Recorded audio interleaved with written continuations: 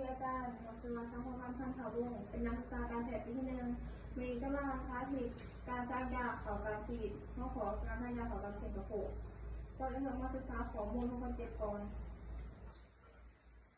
คนเจ็บคือหน้าน้ำฝนอายุ25 ปีอยู่บ้านน้ำเมืองปากเซ่แห่งภาษาอยู่ห้องเบอร์7แดง 3ของเมืองหมอหรืออาการไข้อุณหภูมิที่วัดแผลได้แมน38 องศาแทนการเป็นตัวของทันหมอแมนไหซักยาเขาทาง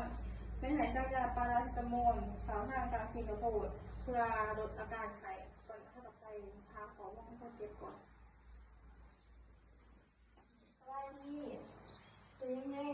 ซื้อน้ำฝนอายุเท่าไหร่อายุ25 ปี อยู่บ้านได้เลย อยู่บ้านรักเมืองนครปักเสแข่งกับประซักโดยหนังสือเราเข้ามาเลือกเป็นนักศึกษาการแพทย์มีจะมาสร้างยาให้เอ่ยเด้อจึงประชุมกับเพื่อตัวอาการขายของเอ่ยยาที่พันมองให้สื่อว่าได้ โดยน้องต้องเรียนเด้อรอหาน้องก็หาอาชีพนักเรียนให้เด้อข้อล้างมือแล้วนะคะ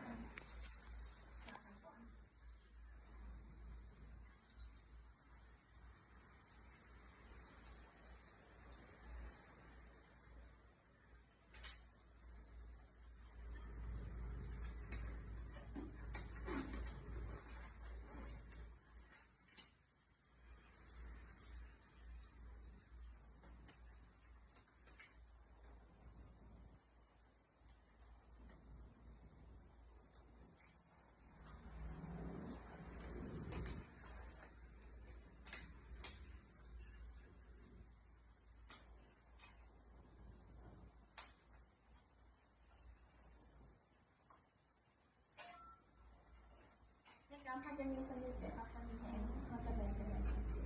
มีสลิปเดียว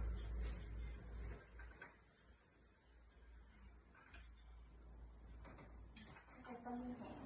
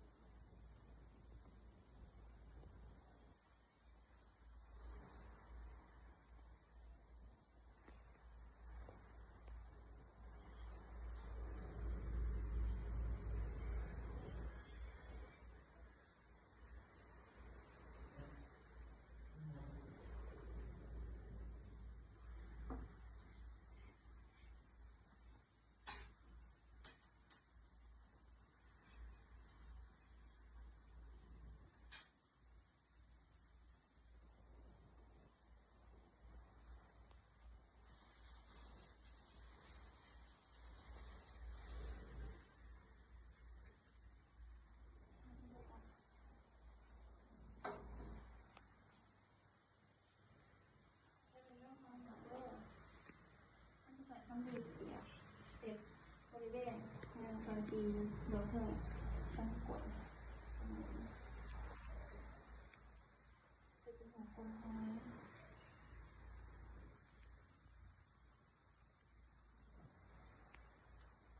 ก็จะสร้างมาตรงเดิมนะคะ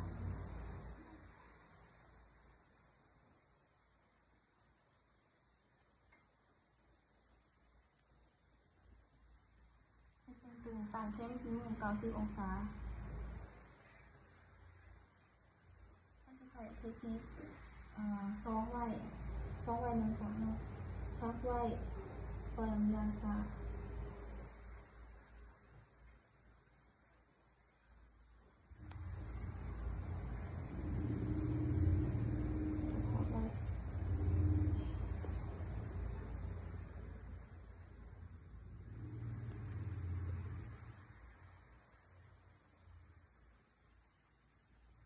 หลังจากที่ซักยาแล้วถามมีอาการที่ปกติหรือว่ามีพื้นแดงขั้นคำโตกับมีอาการหายใจฝืดหายแจ้งทันหมอหรือว่าหายเป็นเรื่องเดียวหลุดมาเบิร์นหายนอนพักผ่อนเยอะจะมาเก็บแหนอุปกรณ์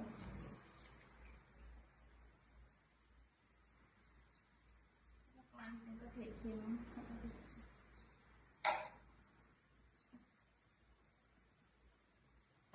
ถ้าเราไม่ถึงแม่ทำยังไงคือปิดเสือ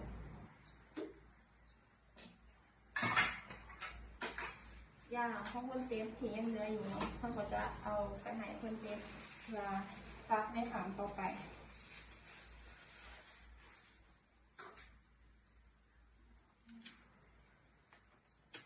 อยู่ในถังนี้คือปิดเสือต้องล้างเลยนะคะ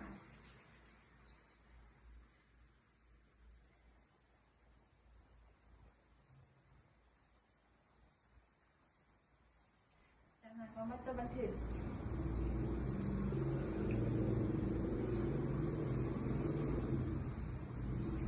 คนเจ็บซื้อหน้าฝนอายุ25 ปีอยู่บ้านนักเมืองปากเซ่ให้ประซักอยู่ของเวอร์เจ็ตแดง3ได้เทศฆาตการซักยาเขาข้างกลางสินเขาข้างกลางสินกระโปงปัด1 ยาทีใส่แมนปาราซิตามอลซักในเวลา10 โมง50 นาทีคนเจ็บมีอาการปกติดีแล้วจะติดตามอาการ15 นาทีโดยการซักยาเขาทางการสิงคโปร์แมนโจเคนทานิอาการขอบใจ